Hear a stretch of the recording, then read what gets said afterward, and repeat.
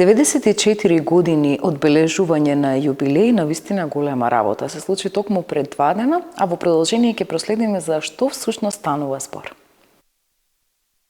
Млади и ведри лица кои презентираа виртуелни компании, рецитираа, читаа, глумеа, раскажуваа. Посета на 8 оделенци кои се информираа што во иднина можа да очекуваат доколку се запишат во ова училиште. Ваква атмосфера не дочека во Средното општинско економско училиште на денешното одбележување на 94 години од неговото постоење. Денес покрај патрониот празник ние имаме и отворен ден, што во себе ги вклучува презентациите на виртуелните фирми кои што функционираат во училиштето согласно наставните планови и програми, и сето тоа е дополнето со активности и прием на нашите идни потенцијални ученици.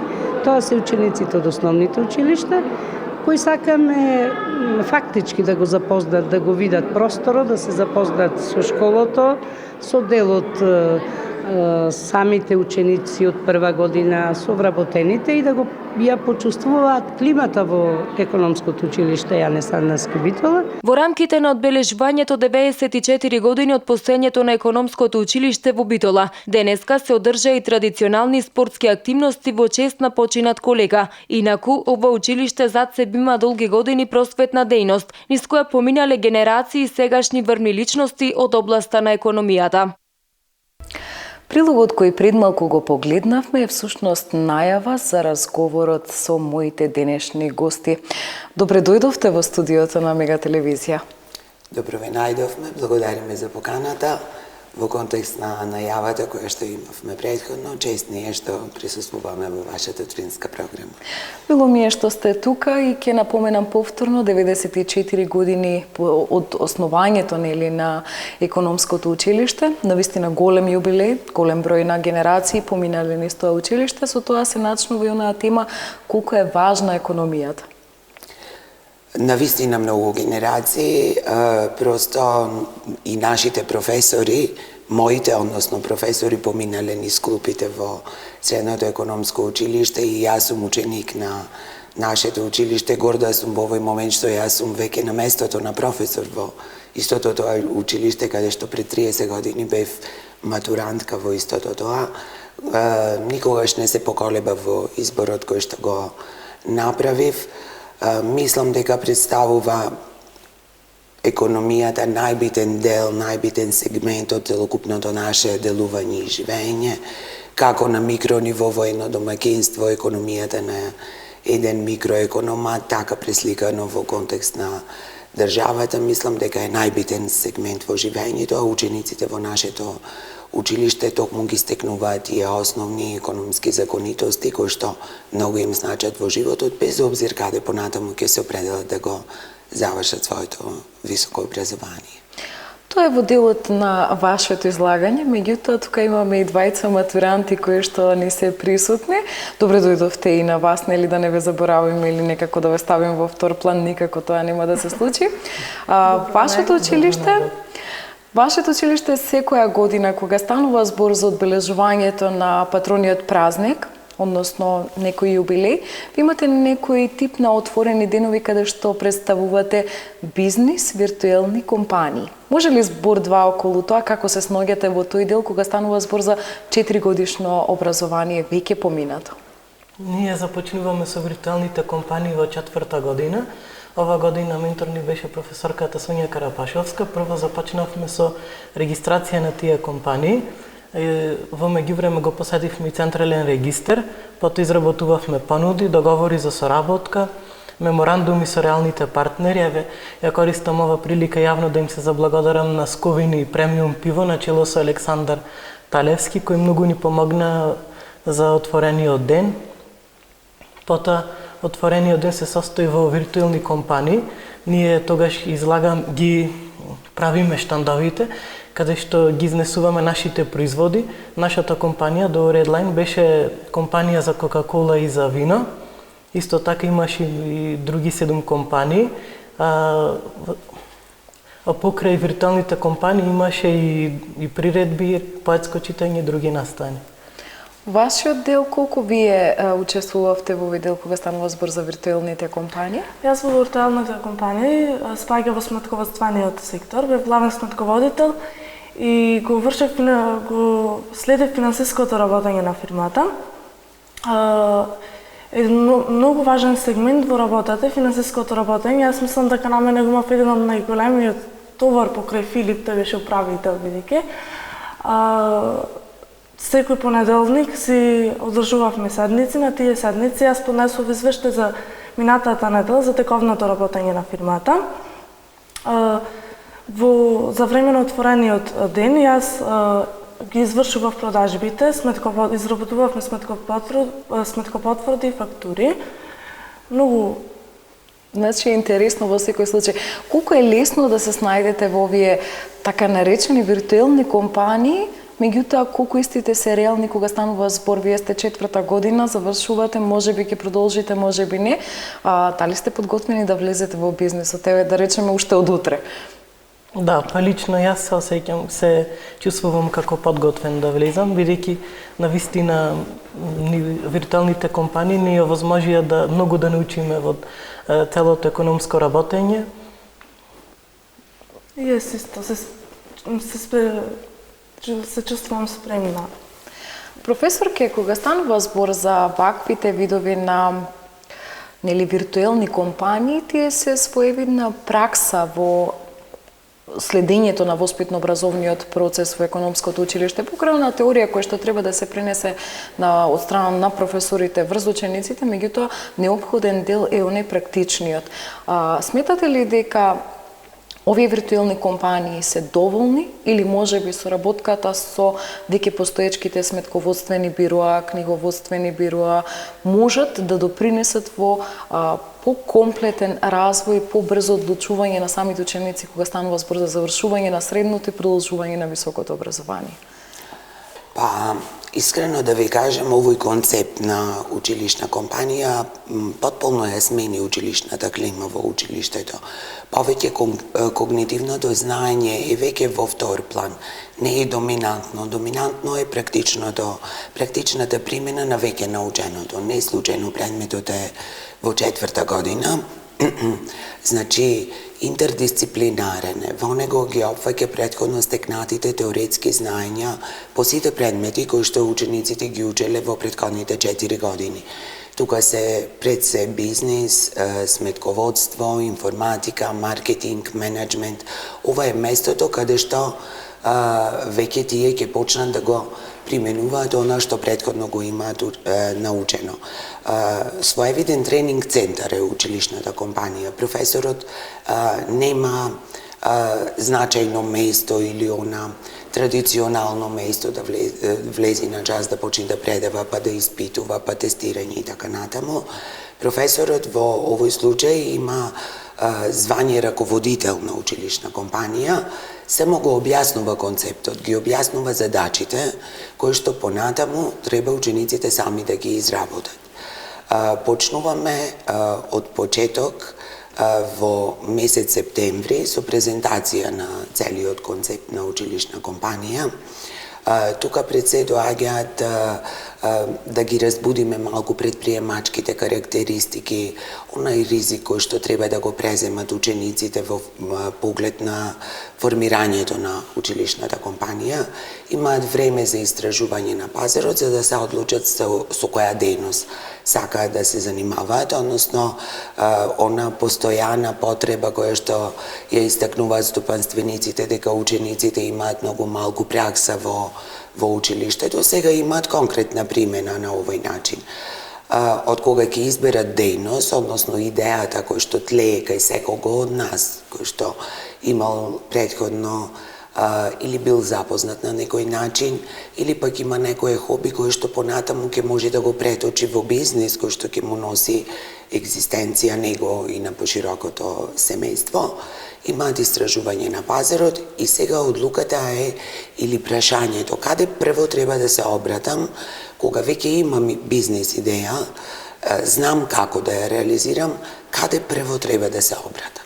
Тоа прво обраќање е комплетирање на целокупната документација која што треба да ја спремат за да ја регистрираат нивната компанија, да изработат организацијска структура, претходно да најдат реален партнер кој што реално постои во нашето обкружување. По изработката на организацијската структура имаме поделба по работни места, сами одлучуваат кој ќе им биде управител на компанијата, сметководители, маркетинг сектор, веб дизајнер, правници и така натаму. Потоа се пристапува со изработка на огласи за вработување. Од која ќе се изработат огласите за вработување, потребно е да ја спремат целокупната документација која што им е потребна за да аплицираат за работно место. Во смисла на да изработат CV, мотивациони писма, дипломи, сертификати и на тој начин да се пријават на огласот. Комисијата која што ќе ги разгледува документите сами си ја избираат и закажуваме интервју за работа. Тука веќе го имаат првото интервју за работа. Обично сите ние како граѓани сме се соочиле со нашето прво интервју за работа. Сите знаеме каква е таа трема, што ќе ме прашаат, како треба да се однесувам. Веќе нашите ученици таа прва трема ја имаат веќе доживеено. Толку сериозно ја имаат, ја сватија таа обврска за присуството на интервјуто, веќе претходно се обучени како треба да изгледа дрес-кодот кога се оди на интервју, на кои прашања треба да се одговори на работодавецот, што треба да се заобиколи, да не се одговори, кои се тие незгодни прашања кои што работодавецот би можел да ги постави, тие веќе во тоа го имаат надминато. Секој нивно следно интервју за работа ќе биде второ. Првото е веќе поминато. Понатаму следува оној најтежок дел, според мене, мислам за сите бизнисмени, за сите што се занимаваат со бизнис, посебно оние кои што се одлучиле за да отворат собствен бизнис, а тоа е изработката на бизнис планот како патоказ во нивното работење. Многу лесно е на учениците да му предајте што е бизнис план, поимно да го дефинираат, која е неговата структура, суштина и значење, и да побарате од нив како лекција да ви го раскажат, да одговорат на некои прашања. Но кога директно учениците ќе ги ставите во позиција сами да го изработат тоа што веќе го научиле, тогаш веќе и тие ја сваќаат тежината на бизнис планот. Токму што тоа доаѓа од неговото значење, колку е битен тој патоказ, бидејќи внатре ги има сите суштински елементи од бизнисот кои што понатаму треба да го развиваат. Се мисли на свот анализата, се мисли истражување на пазарот тука, организацијска структура, предвидување на приходи во првата година, во втората година, едноставно патоказ на движењето на бизнисот. Исто така, јас сум многу горда бидејќи оваа наставна програма го дозволува, тоа и дозволува голем обем на часови каде што може етапно тоа да се работи, така да од која ќе се заврши бизнис планот, веќе во второ полугодие почнуваме со електронско тргување. Тука пред се спаѓа понуда на производот, изработка на маркетинг микс, нудење на производот, број на купувачи кои што се одзвале на понудата кои што учениците ја пласирале. Друго, зафаќаме и еден друг битен сегмент од нашето училиште, а тоа е банкарското работење. Значи, организираме банка, имаме банка која што го обслужува нивното работење, во смисла на водење на нивните финансиски средства, работа со нивната трансакцијска сметка. Тие електронски тргуваат, секоја компанија има своја мейл адреса, имаат веб страна. Банката е таа која што им испреке редовно изводи од банката за нивната финансиска состојба, исто како и во еден реален бизнис. Кога сето ова ќе го сублимирам што го слушнав од вас, познавајќи ја светската тактика, дека микро и малите предпријатија на некој начин стануваат двигатели на светската економија, вие подготвувате кадри кои што по автоматизам веднаш можат да влезат во тој микро или макроекономски свет, кој што утре други ден ќе придонесува еве конкретно и за развојот на земјава. Владата на Република Македонија токму сака да го стимулира тој дел, дали поврзувањето и воведувањето на ваквиот начин на изработка на виртуелни бизнис компании значи подготовка на самите ученици за влез во економијата многу полесно. Го објаснавте и оној пат кога станува збор за аплицирање, како треба, што треба, кои документи се потребни и дали може да заклучиме дека на учениците од Битолското економско училиште до некаде не дека не им треба или дека не мора, меѓутоа тие се толку многу подготвени што и без високото образование можат да функционираат на пазарот на трудот. Јас мислам дека тие се целосно подготвени, во секој смисол. Нивната бизнес идеја бие секогаш креативноста, секогаш идеите, секогаш се кај младите. Има толку многу идеи, толку едноставно се неисцрпни. Гордо се да се работи со нив, се чувствуваш млад секогаш. Многу нивните идеи јас ги прифаќам како такви. За мене се предизвик во моето работење. Потполно се спремни во смисла на аплицирање за грантови, за фондови, целосно ги знаат сите мерки на кои што можат да аплицираат со своја бизнес идеја, сите надпревари за иновативни решенија и така натаму.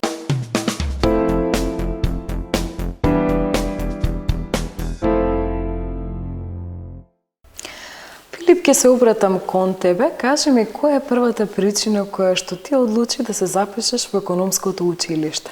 Па јас од секогаш сум ги сакал општествените науки, уште во основно сите ковеле јас ќе се запишам горната, јас долната. Ела со мене, се дружим овде, не јас реков, јас ќе се запишам економско, бидејќи секогаш ги сакав тие општествени науки, сметководствени работи и правните работи.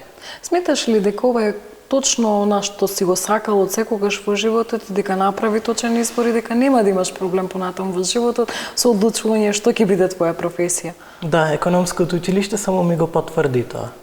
Кога работевте на оваа виртуелна компанија, повторно ќе се навратам на тоа, колку беше тешко да го совладаш твојот дел, оној кој што беше позициониран нели како управител, ако не се лажам. Да.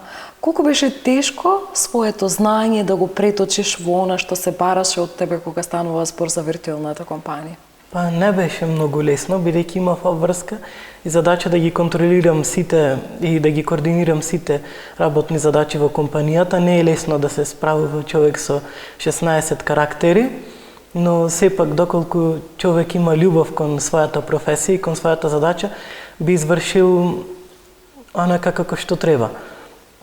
Исто така, секој понеделник, за да се надминат тие проблеми, држевме состаноци.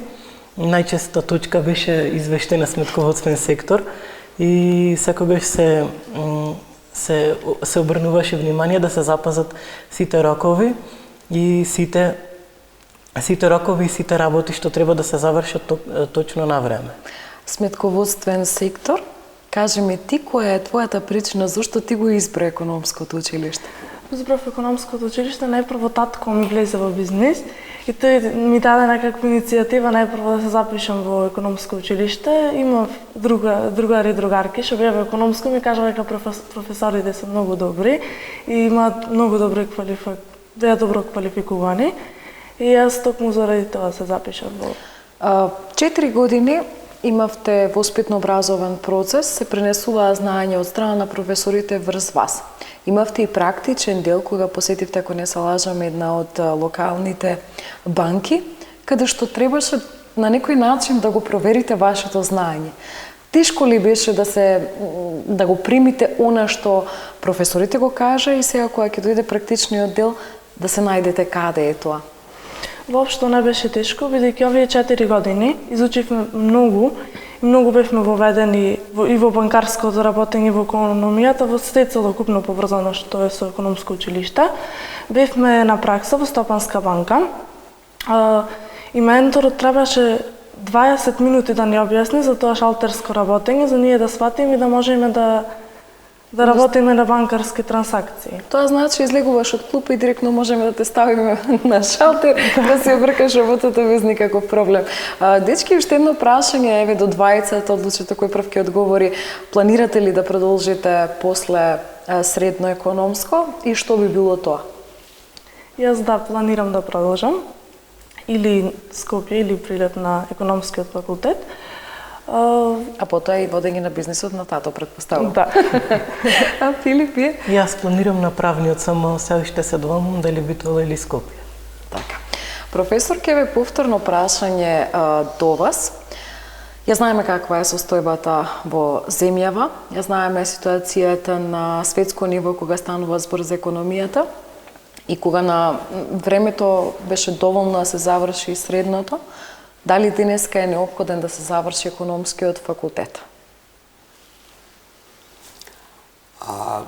Според мене мислам дека кога веќе учениците од средно стручно училиште веќе се обучени и може да работат, факултетот само ќе им ги прошири видиците, ќе го прошири нивното знаење, ќе ги насочи можеби во одредени области кои што ги има економијата, бидејќи економијата е широк поим, да опфаќа банкарство, менеджмент, сметководство, ревизија и така натаму, може да бидат многу поспецијализирани и многу постручни, се разбира ако завршат високо образование.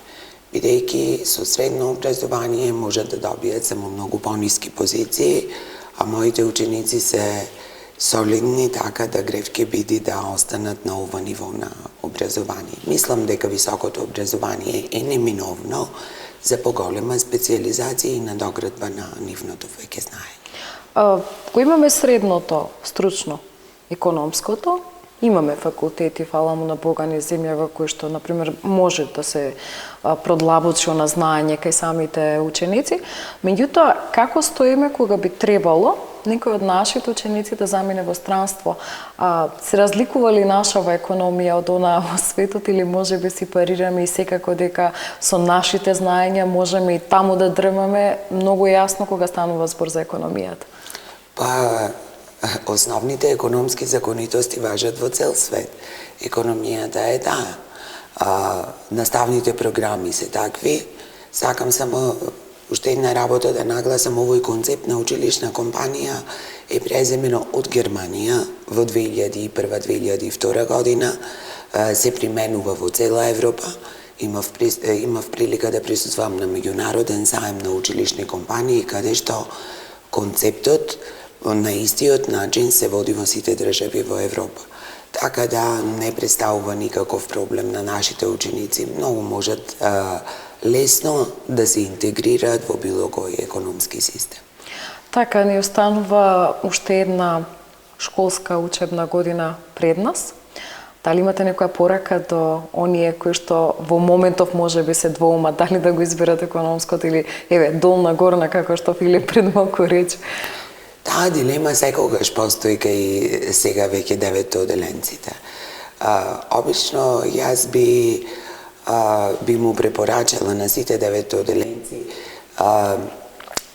да го следат внатрешното, нивното, интуитивното, она што им кажува каде треба да продолжат, но сметам дека се уште се мали за да може да ја донесат таа одлука. Тука имаат големо влијание нивните родители. Јас би им препорачала на родителите колку што можат да ги насочуваат, да им ги кажуваат насоките во животот, областите со кои што да ги следат афинитетите кои што тие ги имаат, но сепак одлуката за запишување да ја остават на самите ученици. Тие најдобро знаат. Така, вие дечки, пошто веќе го изодевте патот, може ли на идниве кои што треба да дојдат да се запишат во средното економско училиште, да им порачате нешто или да им олесните при изборот? Да, доколку ги се сакат општествените науки, економското е вистински избор за нивна понатамошна специјализација. Од ваша страна? И јас исто го сметам како Филип и сметам дека не постојат нигде вакви професори какви што имаме ние во економско. Така. Мило ми е што ве видов тројцата овдека, се надевам и во наредниот период ќе имаме прилика повторно со нови работи, нови бизнес компании, нели да седнеме и да поразговараме. Вас би ве чекала и ако изберете економски факултет и тука бизнес план еден јавно да го презентираме како сето тоа оди подготовка, лесно, тешко и поддршката каква нели е во држава и колку сте успешни, се надевам. Тоа е тоа. Ви благодарам што бевте мои гости денеска. Благодариме на Благодариме. А ние, почитувани гледачи, продолжуваме понатаму.